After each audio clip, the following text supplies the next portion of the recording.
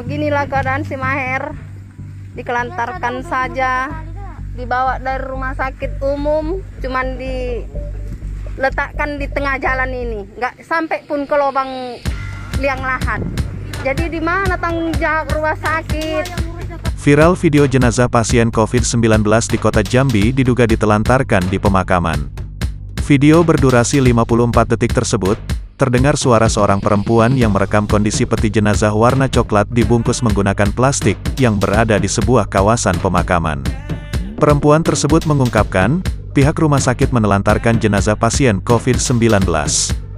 Ditelantarkan saja, dibawa dari rumah sakit umum, cuman diletakkan di tengah jalan ini, gak sampai pun ke lubang liang lahat, kata suara perempuan yang merekam video tersebut. Masih dalam suara rekaman tersebut, perempuan itu menanyakan, mengapa hanya pihak keluarga yang mengurus, tanpa didampingi pihak rumah sakit. Jadi di mana tanggung jawab rumah sakit, kalau memang COVID, kenapa kami yang dibiarkan mengurus, COVID itu kan menular, kata wanita tersebut. Menelusuri video viral itu, Tribun berhasil mengonfirmasi kakak kandung korban bernama Johan Tobing. Katanya, adik kandungnya tersebut meninggal dunia pada Kamis, tanggal 19 Agustus tahun 2021, pukul 6 pagi. Kemudian, pihak rumah sakit langsung mengevakuasi korban ke dalam peti mati. Dirut RSUD Raden Matahir Jambi, Ferry Kusnadi, pun buka suara.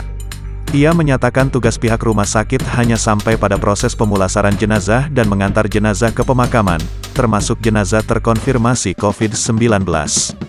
Untuk pemakaman itu sudah menjadi tugas Satgas COVID-19 masing-masing daerah.